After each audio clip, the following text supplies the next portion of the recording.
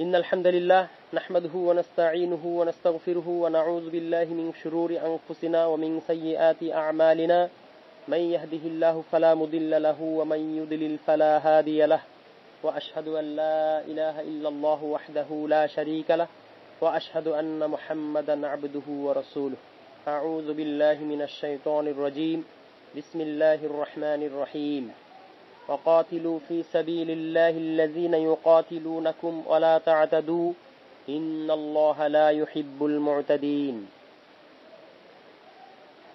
الحمد لله দারসুল আহকামের গত পর্বে আমরা আলোচনা করেছিলাম কাফিরদের বিভিন্ন শ্রেণী এবং তাদের সাথে কিছু আচরণগত কিছু বিষয়। সংক্ষেপে আমরা এই বিষয়টা একটু উল্লেখ করছি যে পৃথিবীতে মানব জাতি যখন আসলো তখন তাদের মধ্যে ধার্মিক বা ধর্মীয় বিচারে দুইটা গ্রুপ ছিল না, একটাই ছিল। আল্লাহ রাব্বুল আলামিন বলছেন কানান নাসু উম্মাতা ওয়াহিদা, মানুষ তো ছিল একই সম্প্রদায়ভুক্ত, মানে একই বিশ্বাসের অধীন। এখানে উম্মাত শব্দটা বিশ্বাস অর্থেও আসছে, ইন্না হাযিহি উম্মাতুকুম উম্মাতা ওয়াহিদা, যে এই উম্মত একই উম্মত, অর্থাৎ একই দিনের অনুসারী। তো পরবর্তীতে মানুষ বিভিন্ন দলে উপদলে বিভক্ত হয়েছে। আদম আলাইহিস সালামের পর বেশ কয়েক প্রজন্ম মানুষের মধ্যে কিছু কিছু অন্যায় ঢুকলেও, অন্যায় অনুপ্রবেশ করলেও শিরক কুফর অনুপ্রবেশ করে নাই। পরবর্তীতে শয়তানের ওয়াসওয়াসায় বিভিন্নভাবে বিভিন্ন সময় পর্যায়ক্রমে শিরক এর প্রকাশ ঘটে। তারপরে মানুষ মুশরিক বা কাফের ইত্যাদি হয়। তো এটা আপনি সূরা নূহ এবং এর তাফসীর করলেই ইনশাআল্লাহ অনুধাবন করতে পারবেন যে শয়তান কিভাবে মানুষকে পথভ্রষ্ট করেছে। আর শয়তান তো আসলে এই পথভ্রষ্ট করার নিয়ত বা এই পরিকল্পনা নিয়েই এসেছিল। তো যাই হোক, মানুষের মধ্যে নূহ আলাইহিস সালাম যখন আসলেন তখন দেখলেন, বা নূহ আলাইহিস সালামের আগেই মানুষের মধ্যে মুশরিকদের, মানে মানুষের মধ্যে কাফের মুশরিকদের একটা অংশ তৈরি হয়ে গেল। অর্থাৎ মানব জাতি বিশ্বাসের দিক থেকে মুসলিম এবং অমুসলিম দুই ভাগে ভাগ হয়ে গেল, মুসলিম এবং মুশরিক। তারপর থেকে আল্লাহ রাব্বুল আলামিন কিছু কিছু সম্প্রদায়কে তিনি শাস্তি দিয়ে সমূলে বিনাশ করেছেন। নূহ আলাইহিস সালামের এই প্লাবনের পরে পৃথিবীতে আবার কি হয়ে গেল, সকলেই মুসলিম। তারপর থেকে বিভিন্ন সময় আল্লাহ তাআলা বিভিন্ন জাতিগোষ্ঠীকে নির্মূল করেছেন। তবে আল্লাহর প্রতি ঈমানদার মুসলিম এবং কাফের দুইটা সমান্তরালভাবে পৃথিবীতে তাদের অস্তিত্ব জারি রাখছে। তাহলে মুশরিক এবং মুসলিম উভয়ের অস্তিত্ব পৃথিবীতে ছিল, শত শত বছর যাবত, হাজার হাজার বছর যাবত আছে, এখনো আছে। এটা ঈসা আলাইহিস সালাম আসার পরে যখন সকলে মুসলিম হয়ে যাবে তার আগ পর্যন্ত থাকবে। আবার এটা কয়েক বছর থাকবে, তারপরে কিয়ামতের আগে আগে কোনো মুসলিম আর পৃথিবীতে বেঁচে থাকবে না। যখন কোনো মুসলিম আর থাকবে না তখন পৃথিবীতে কিয়ামত সংঘটিত হবে। আমরা এই মাঝামাঝি একটা সময়ের মধ্যে আছি যেখানে কাফেররা, মানে মুসলিমদের সাথে অমুসলিমও আছে। তাহলে পৃথিবীতে আহলুল ইসলাম, ইসলামের অনুসারীদের একটা পক্ষ পৃথিবীতে আছে, তারা আহলুস সুন্নাহ হোক কিংবা আহলুল বিদআহ হোক, তারা মোটা দাগে মুসলিম বা আহলুল ইসলাম, ইসলামের অনুসারী বা আহলুল কিবলা, কিবলার অনুসারী বলা হয়। আর পৃথিবীতে আহলুল কুফফার, এটা রাসূল সাল্লাল্লাহু আলাইহি ওয়াসাল্লামের জামানায় যেরূপ ছিল এখনো আছে, হয়তো আরো অনেক দিন থাকবে। ঈসা আলাইহিস সালাম আসার আগ পর্যন্ত বা ঈসা আলাইহিস সালামের ওই সময়টার আগ পর্যন্ত থাকবে। এমত অবস্থায় তাদের সাথে কিছু আচরণ তো মুসলিমকে করতেই হবে। আচরণ শব্দটাকে আমি ব্যাপক অর্থে বলতেছি, আচরণ। তাহলে এই আচরণটা কি, কত স্তরে, সেটা যেমন আমাদের দরকার। আর এটা বোঝার জন্য আমাদের কাফেরদের বিভিন্ন স্তরকেও স্তরভাবে, মানে কাফেরদের বিভিন্ন স্তরভাবে বিশ্লেষণ করাও দরকার আছে, স্তর ভিত্তিক। যেমন আমরা যদি এইভাবে বলি যে পৃথিবীতে কাফেরদের মধ্যে সবাই স্বাভাবিকভাবে কাফের, মুশরিক। এর মধ্যে ধর্মীয় বিশ্বাসের দিক থেকে কিছু পার্থক্য আছে। কেউ হয়তো নাস্তিক, কেউ হয়তো মুশরিক, মূর্তি পূজক, কেউ হয়তো ইহুদি, কেউ হয়তো খ্রিস্টান, কিন্তু মোটা দাগে সবাই আহলুল কুফফার। এই আহলুল কুফফার বা কাফেরগণ, এই কাফেরদের মধ্য থেকে আবার আচরণগত দিক থেকে কিছু পার্থক্য করার জন্য তাদের মধ্যে কিছু ভাগ আছে। যেমন এর মধ্যে একটা শ্রেণী হচ্ছে হারবি, আর একটা শ্রেণী হচ্ছে গায়রে হারবি। হারবি হওয়ার জন্য আমরা দারসুল হাকামের আগের কয়েকটা পর্বে আলোচনা করেছিলাম যে কিভাবে কোনো জাতি গোষ্ঠীকে হারবি বলা যায়। হয় শর্ত পূরণ করতে হবে অথবা সাবাব তৈরি হতে হবে। মুসলিমরা যদি নিজেদের পক্ষ থেকে জিহাদ শুরু করতে চায় তখন শর্ত পূরণের মাধ্যমে কাফিরদের কোনো গোষ্ঠীকে হারবি হিসাবে সাব্যস্ত করা যায়। অথবা কাফিরদের কোনো গোষ্ঠী যদি মুসলিমদের উপর আক্রমণ করে তখনও তাদেরকে হারবি হিসাবে গণ্য করা যায়। তাহলে হারবি হচ্ছে যারা যুদ্ধরত, যারা মুসলিমদের সাথে যুদ্ধরত। আবার এর বাইরে কিন্তু অনেক কাফের আছে, থাকবে। এখন এই যে আমি বললাম যে শর্ত পূরণ করতে গিয়ে হয়তো কোনো কাফের বা কোনো কাফের গোষ্ঠী কি করতে পারে, মুসলিমদের জিম্মার অন্তর্ভুক্ত হয়ে যেতে পারে। তখন তারা আহলুজ জিম্মা, কিন্তু তারা কিন্তু কাফের। আহলুজ জিম্মা এর অন্তর্ভুক্ত হতে পারে যে তারা জিজিয়া দিয়ে বা ইসলামী রাষ্ট্রের অধীনতা স্বীকার করে নিয়ে তারা বসবাস করবে, ইসলামী রাষ্ট্রের সদস্য হিসেবে তারা বসবাস করবে। তারা অমুসলিম নাগরিক, তাদের ধর্মীয় ক্ষেত্রে যে স্বাধীনতা আল্লাহ দিয়েছে সেটা তারা পাবে, তবে ইসলামী রাষ্ট্রের সাধারণ নিয়ম তারা মেনে চলবে। কিন্তু তারা কি কাফের, তবে তারা হারবি না, তারা কি আহলুজ জিম্মা। তাদের সাথে যুদ্ধ চলে না, স্বাভাবিক ক্ষেত্রে তাদের সাথে যুদ্ধ চলমান থাকে না, যুদ্ধ বন্ধ। আবার আরেকটা গোষ্ঠী তারা হয়তো বা আহলুজ জিম্মা হইল না, কিন্তু তারা কি হতে পারে, আহলুল আহাদ, আহলুল মুআহাদা, অর্থাৎ চুক্তিবদ্ধ সম্প্রদায় হিসেবে থাকতে পারে মুসলিমদের সাথে, কিন্তু তারা কাফের। ইসলামী রাষ্ট্রের অধীনস্থ না, তবে ইসলামী রাষ্ট্রের সাথে চুক্তিবদ্ধ কোন কাফির জাতি গোষ্ঠীর থাকতে পারে। আবার আরেকটা থাকতে পারে যে কোনো ব্যক্তি বা গোষ্ঠীকে যদি মুসলিমরা আমান বা নিরাপত্তা দেয় কোনো কারণে, বা যখন নিরাপত্তা দেয় তখন তারা কি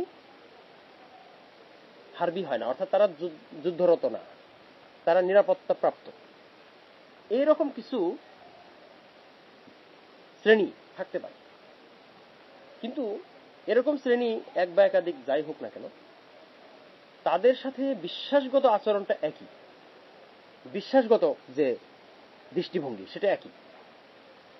যেমন কাফেরদের সাথে তাদের সাথে ধর্মীয় বন্ধুত্ব চলবে না। একজন মুসলিমের সাথে যেমন আমার ধর্মীয় বন্ধন থাকে, সেই কাফের তারা আহলুল জিম্মা হোক কিংবা আহলুল মুআহাদা হোক, চুক্তিবদ্ধ হোক, তাদের সাথে আমার কি হবে না, ওই রকম বন্ধুত্ব কখনোই হবে না।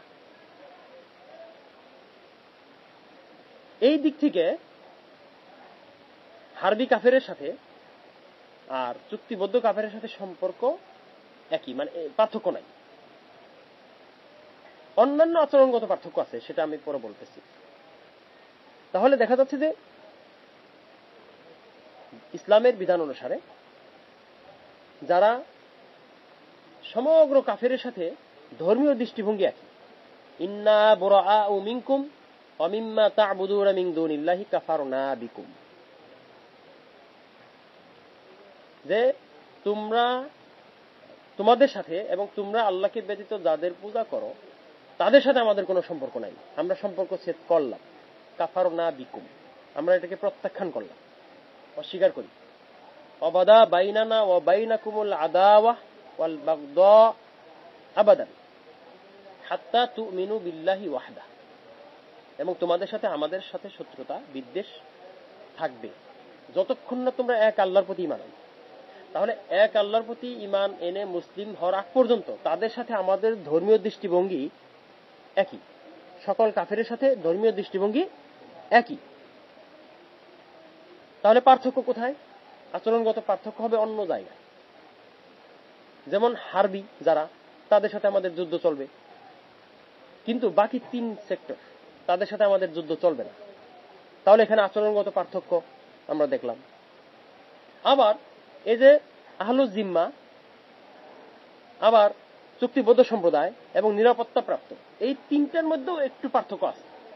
এই 3টে একই মানের না, কিন্তু এই 3 দল বা 3 গোষ্ঠী একই মানের না, এদের সাথে আচরণগত কিছু পার্থক্য থাকবে। আচ্ছা, আর কি বাকি রইল? যে যখন আপনি আচরণগত পার্থক্য জারি রাখবেন, তখন ওই যে হারবি যাদেরকে বলতেছি, হারবি কাফের, এই হারবি কাফেরদের সাথে অনেকের সাথে আমার আচরণগত পার্থক্য হইতে পারে। একজনের যেমন হারবি, আমি যখন দেখবো যে পুরো রাষ্ট্রটা হারবি রাষ্ট্র, পুরো সম্প্রদায়টা হারবি সম্প্রদায়, তখন ওই সম্প্রদায়ের মধ্যে আবার কি আছে, স্তর আছে। কাফেরদের থেকে হারবি কাফের, আবার হারবি কাফের থেকে যোদ্ধা কাফের, যুদ্ধে সক্ষম বা যুদ্ধের সাথে সংশ্লিষ্ট যারা, তাদের সাথে আমার আচরণ পার্থক্য থাকতে পারে। ইসলামী রাষ্ট্রের সাথে তাদের সাথে আচরণগত পার্থক্য থাকতে পারে। যেমন ধরেন, হারবিরা জাতিগতভাবে যুদ্ধরত, কিন্তু এর অর্থ এই না যে হারবি হইলেই তাকে হত্যা করবেন আপনি। কিন্তু হারবিদের মধ্য থেকে যারা মুকাতিলিন, মুহারিবিন বা মুকাতিলিন, যোদ্ধা, আপনি সরাসরি ইসলামী বাহিনী তাদের সাথে সরাসরি যুদ্ধ করবে, যতক্ষণ না তারা ওই জিজিয়া দিচ্ছে কিংবা যতক্ষণ না তারা পরাজিত হচ্ছে, ততক্ষণ পর্যন্ত যুদ্ধ চলমান থাকবে। এখানে এই হারবিদের মধ্যে ধরেন আবার 3টা শ্রেণী আছে। একটা শ্রেণী হচ্ছে যারা যোদ্ধা, আরেকটা শ্রেণী হচ্ছে যারা সরাসরি যোদ্ধা না, তবে এর সাথে সংশ্লিষ্ট, রাষ্ট্র পরিচালনা এবং যুদ্ধ পরিচালনার সাথে সংশ্লিষ্ট থাকে পরোক্ষভাবে। আরেকটা শ্রেণী আছে যারা সাধারণ নাগরিক হারবিদের মধ্যে।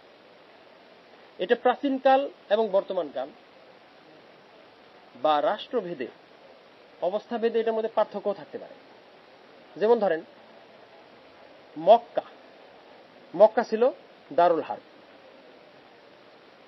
কিন্তু এখানে অনেক শ্রেণী ছিল।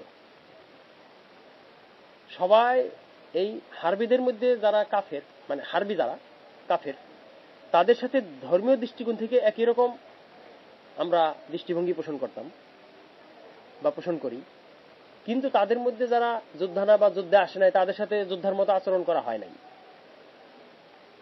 রাসূলুল্লাহ সাল্লাল্লাহু আলাইহি সাল্লাম এমন বলেন নাই যে মক্কার আশপাশে যত জনগোষ্ঠী আছে, যারা মক্কা এবং এর আশপাশের লোক বা মক্কার অন্তর্ভুক্ত হিসেবে যাদেরকে গণ্য করা হয়, যেখানে সেখানে যখন তখন কাউকে পাঠিয়ে রাসূল সাল্লাল্লাহু আলাইহি সাল্লাম তাদেরকে হত্যা করান নাই, তাদের মাল সামানা লুট করান নাই।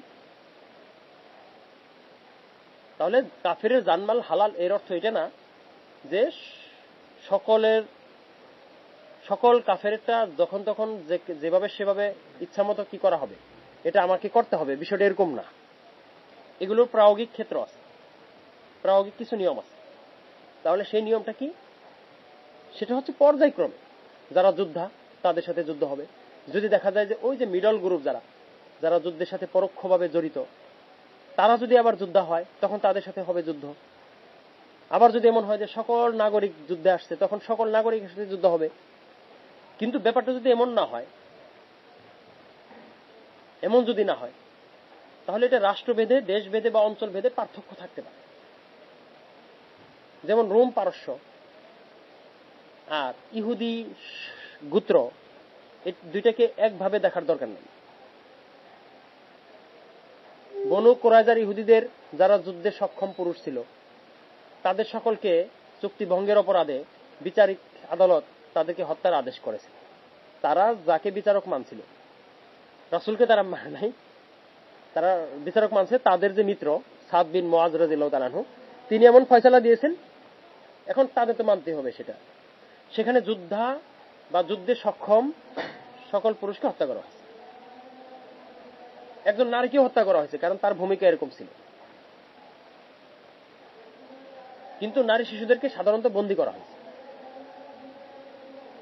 কারণ ইসলামের বিধান কি? ইসলামের বিধান হচ্ছে যে আপনি হারবিদের সাথে যুদ্ধ করলেও নারী শিশু তাদেরকে হত্যা করবেন না। আসহাবা সাওয়ামি, যেটা লা তাকতুলু আসহাবা সাওয়ামি, যারা উপাসনালয় বা ধর্মের উপাসনালয়ের সাথে সংশ্লিষ্ট যারা, তাদেরকে হত্যা করা হবে না। লা তাকতুলু আসিফান আই আজিরান, অর্থাৎ যারা শ্রমিক আছে কিংবা ফাল্লাহ কৃষক আছে তাদেরকে হত্যা করা হবে না। এরকম অসংখ্য কি আছে, দিন মজুর আছে, তাদেরকে হত্যা করা হবে না। এখানে এটা পরিষ্কার করার জন্য আমরা কয়েকটা স্তরের উদাহরণ দিচ্ছি। এজন্য আমরা বললাম মদিনার ইহুদি গোত্র তারা দুর্গে বসবাস করত। মদিনার ইহুদিরা দুর্গে বসবাস করত। দুর্গের মধ্যে যারা আছে সাধারণত তারা সবাই যোদ্ধা বা যুদ্ধের সাথে সংশ্লিষ্ট, এবং তাদের সংখ্যা লাখ লাখ না, কিন্তু কোটি কোটি না, কয়েকশো বা কয়েক হাজার। তাহলে এই ক্ষেত্রে তাদের সাথে যে ধরনের আচরণ করা হবে, রোম পারস্যের সাথে কিন্তু সেরকম আচরণ করা হয়নি, কিংবা মক্কার সাথেও রাসূল সেরকম আচরণ করেন নাই। মক্কা বিজয়ের সময় রোম পারস্যের সাথে এরকম আচরণ হয় নাই, যেহেতু এটা ধারাবাহিক, এজন্য আমি সেটাকে এখানে দৃষ্টান্ত হিসেবে নিয়ে আসছি। আবু বকর রাদিয়াল্লাহু আনহু, ওমর রাদিয়াল্লাহু আনহু সহ সাহাবায়ে কেরাম তাদের সাথে যুদ্ধ করেছে। কিন্তু এখানে কি ঘটনা ঘটেছে, কিভাবে যে দুর্গ, যদি সেখানে কোনো দুর্গ থাকতো তবে সে দুর্গের হুকুম একরকম ছিল, বা দুর্গের সাথে আচরণ একরকম হইতো, দুর্গবাসীর সাথে আচরণ একরকম হইতো। তারপরেও দুর্গের সবাইকেই মারা হইতো না। যারা যুদ্ধের উপযোগী তাদেরকে মারা হইতো বা তাদের সাথে যুদ্ধ হইতো। আর যাদের ভূমিকা যোদ্ধা ছাড়াও যুদ্ধের বাইরে যারা ছিল বা যারা যোদ্ধা না, নারী শিশুদের মধ্যে থেকে কেউ যদি যোদ্ধার মতো ভূমিকা রাখে তবে তার সাথেও যোদ্ধার মতোই আচরণ করতে হবে। এটা রাসূল সাল্লাল্লাহু আলাইহি ওয়াসাল্লামের জামানাতেও কিছু কিছু ঘটনায় পাওয়া যায়, ব্যতিক্রমী, পরবর্তী যুগেও পাওয়া যায়।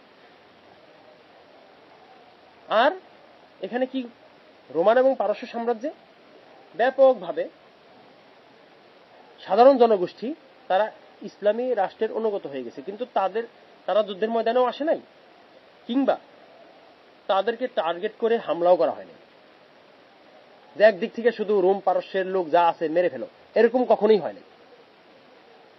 ময়দানে যারা আসছে তাদের সাথেই যুদ্ধ হয়েছে। আর এটাই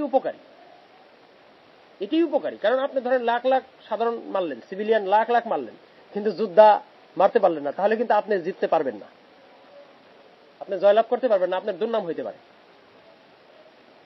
কিন্তু আপনি যদি কি করেন, লাখ লাখ সিভিলিয়ানকে উপেক্ষা করেন, ওভারলুক করেন, বা ওটাকে আপনি এড়ায় যান, শুধু যোদ্ধাদেরকে মারেন, এবং রাষ্ট্রের কর্তৃপক্ষ যারা যুদ্ধের পরে আছে, যে এই যুদ্ধটা যারা পরিচালনা করে বা রাষ্ট্র যারা পরিচালনা করে, আপনি তাদেরকে যদি আপনি দখল করেন, বশ করেন, বাধ্য করেন, তাহলে তো রাষ্ট্র আপনার দখলে চলে আসতেছে।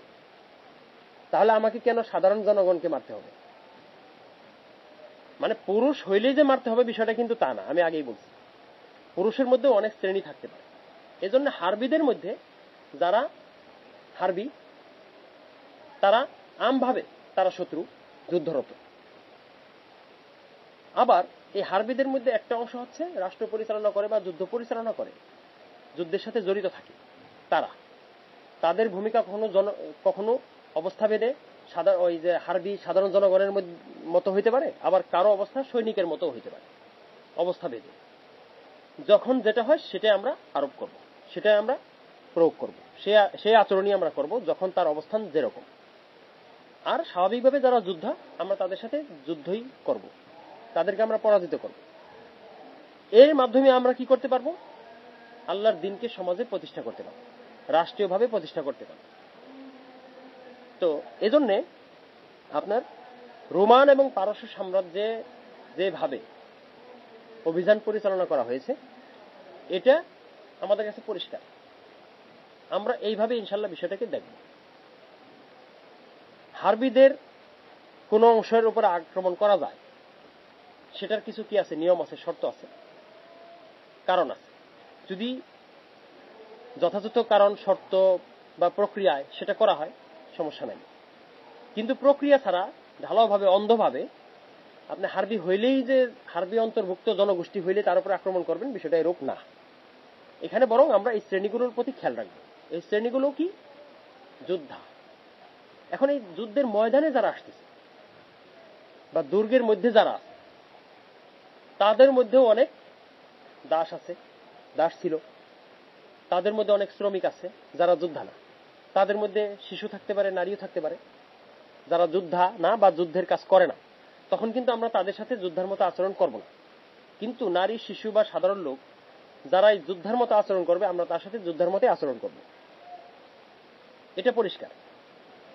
কিন্তু ঢালাওভাবে শুধুমাত্র হারবি হওয়ার কারণে লক্ষ লক্ষ মানুষকে মারা এটা ইসলামের উদ্দেশ্য না, বরঞ্চ তাদেরকে অনুগত করা, জিজিয়ার বিনিময়ে তাদেরকে আহলুজ জিম্মার অন্তর্ভুক্ত করাটা হচ্ছে কি ইসলামের আকাঙ্ক্ষা। সাহাবায়ে কেরাম এটাই করছে। তারা বারবার চুক্তি ভঙ্গ করছে, তারপরেও তাদেরকে কি করা হয়েছে? রাসূল সাল্লাল্লাহু আলাইহি ওয়াসাল্লাম তাদেরকে বহিষ্কার করছেন। তিনটা গোত্র প্রধান, ইহুদিদের অনেকগুলো ছোট ছোট গোত্র থাকলেও তিনটা ছিল প্রধান, বনু নাজির, বনু কুরাইজা, বনু কাইনুকা।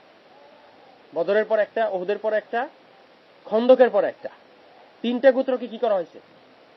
বহিষ্কার করা হয়েছে, আর একটাকে হত্যা করা হয়েছে। শুধু পুরুষ যুদ্ধে সক্ষম, দুর্গের অধিবাসী যুদ্ধে সক্ষম থেকে হত্যা করা হয়েছে। কিন্তু বাকিদেরকে রাসূল সাল্লাল্লাহু আলাইহি ওয়াসাল্লাম কি করেছেন? খাইবারে বা অন্যান্য অঞ্চলে তাদেরকে বহিষ্কার করছে, মদিনা থেকে বহিষ্কার করছে। এখন মদিনা থেকে তো বহিষ্কার করা হয়েছে, এখন অন্যান্য সব জায়গা থেকে তো বহিষ্কার করা হবে না। কিছু কিছু এলাকায় হয়তো বহিষ্কার করা হইতে পারে। আল কুদস বা এই এলাকায় কিছু ইহুদিকে কখনো বহিষ্কার করা হয়েছিল, এটা ওমর রাদিয়াল্লাহু তাআলা বা অন্যান্য সময়, বা কখনো কখনো কোনো এলাকা, আমার এই মুহূর্তে পরিষ্কার হয়তো খেয়াল নাই বিষয়টা, যে কখনো কখনো কোনো এলাকায় বিশেষ কোনো কারণে কিছু জনগোষ্ঠীর কিছু অংশকে বহিষ্কার করা হয়েছে। কিন্তু আমভাবে বহিষ্কারটা তার সব জায়গা থেকে করা যায় না, বরঞ্চ তাদেরকে জিম্মার অধীনস্থ করা হয়েছে। তাদেরকে আহলুজ জিম্মা মানে ইসলামী রাষ্ট্রের অধীনস্থ হিসাবে, অধীনস্থ অমুসলিম সম্প্রদায় হিসেবে তাদেরকে রাখা হয়েছে।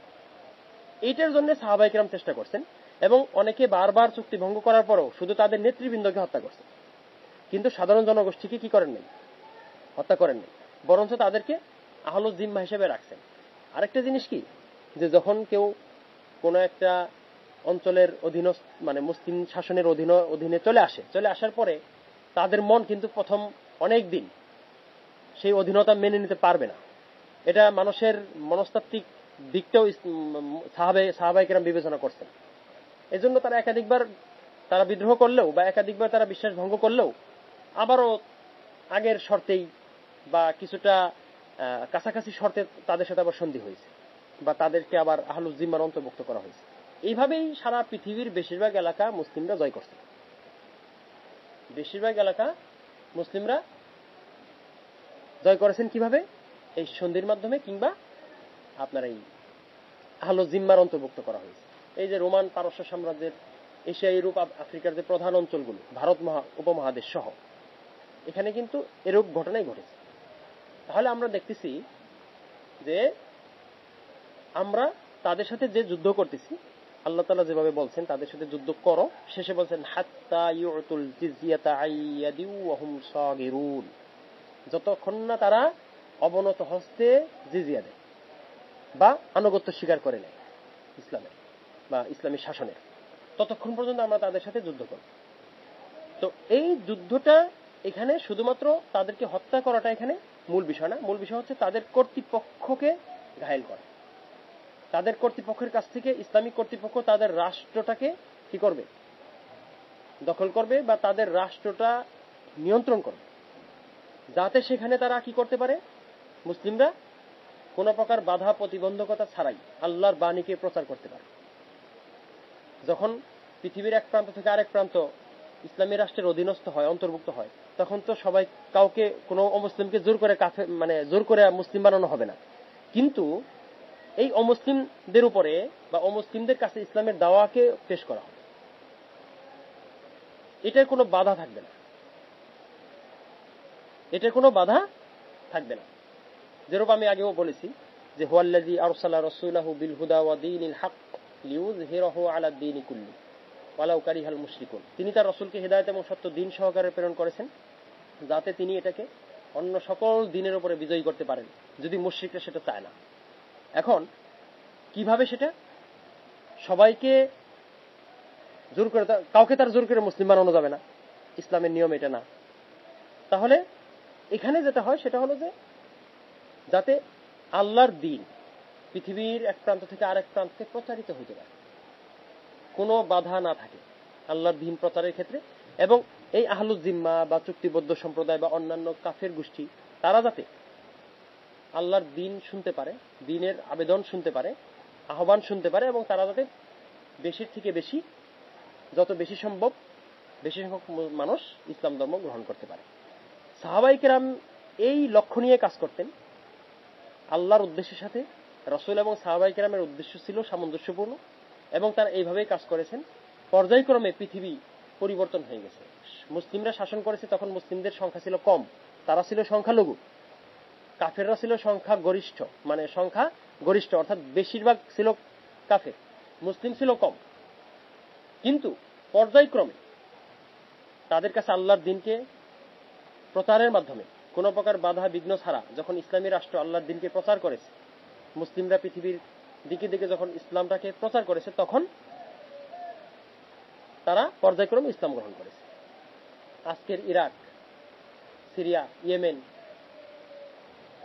ইরান, এই সমস্ত দেশের মানুষ তো মুসলিম ছিল না, কিন্তু দেখেন এখানে বেশিরভাগ মানুষই ইসলাম ধর্ম গ্রহণ করে, বেশিরভাগ মানুষ, এটাই বাস্তবতা।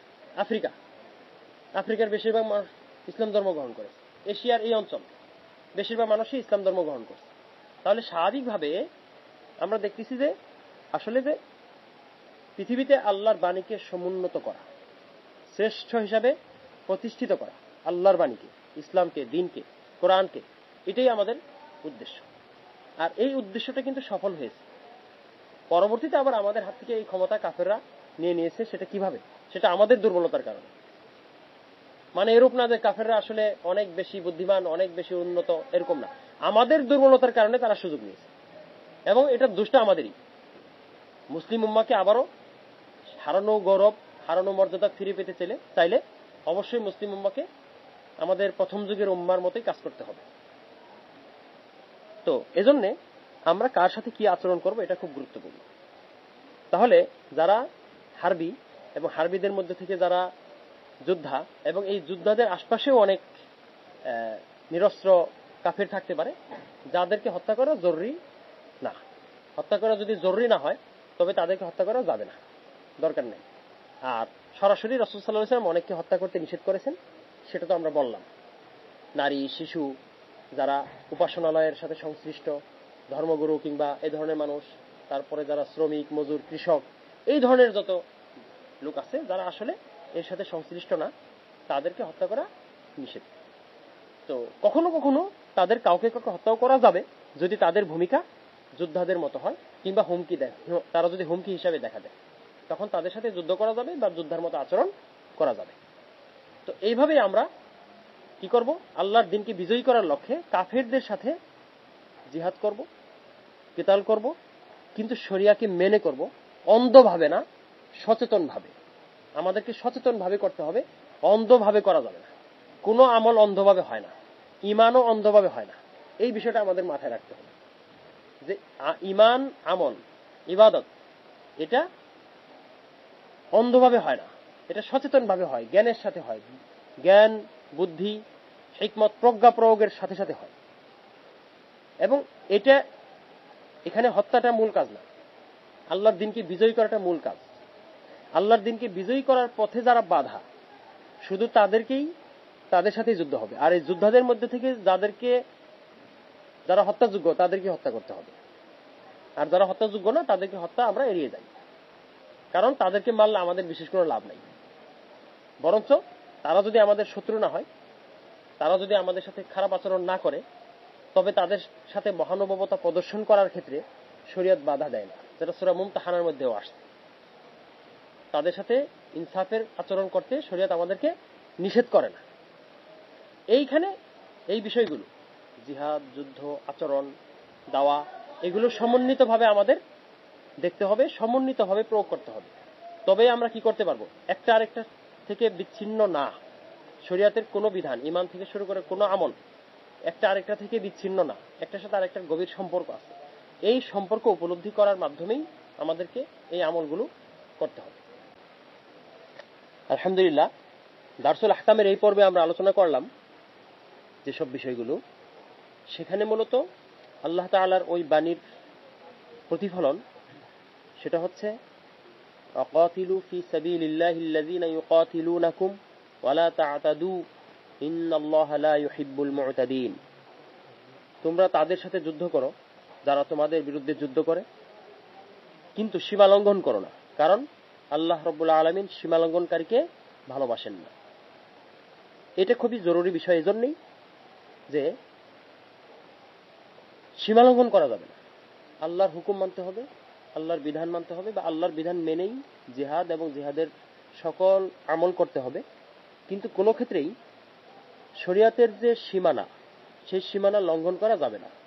যদি কেউ শারঈ সীমা লঙ্ঘন করে, তখন সে একটা ফরজ কাজ করতে গিয়ে আসলে হারামে বা অন্যায় কাজে জড়িয়ে গেল। এজন্য শরিয়াতে ভালো কাজের যেমন আদেশ আছে, তেমনি এই ভালো কাজ করতে গিয়ে, নিজের প্রবৃত্তির অনুসরণ করতে গিয়ে কিংবা অজ্ঞতার অনুসরণ করতে গিয়ে অনেক সময় এ ধরনের কোন অন্যায় কাজ সংঘটিত হওয়ার আশঙ্কা থাকে, যা মানব প্রবৃত্তি সে সমস্ত অন্যায় কাজ করার আগ্রহ প্রকাশ করে, তা থেকে বিরত রাখার জন্যই আল্লাহ রাব্বুল আলামিন আমাদেরকে ওই আদেশটা দিয়েছেন। তো সুতরাং এই বিষয়টা আমাদের স্মরণ রেখেই আল্লাহর পথে জিহাদ সম্পাদন করতে হবে। আল্লাহ রাব্বুল আলামিন আমাদের সবাইকে যথাযথভাবে তার পথে জিহাদ করার তৌফিক দান করুন, এবং এই জিহাদ করতে গিয়ে কিংবা অন্য সকল ক্ষেত্রে যে কোনো প্রকার অন্যায় চিন্তা, শরিয়া বিরোধী, রাসূল সাল্লাল্লাহু আলাইহি ওয়াসাল্লাম নিষেধ করেছেন এমন যে কোনো কর্ম থেকে আমাদেরকে হেফাজত করুন। এই ধরনের সকল অন্যায় থেকে আমাদেরকে হেফাজত করুন, বলুন আমিন। সুবহানাকা আল্লাহুম্মা বিহামদিকা আশহাদু আল্লা ইলাহা ইল্লা আনতা আস্তাগফিরুকা ওয়া আতুবু ইলাইক।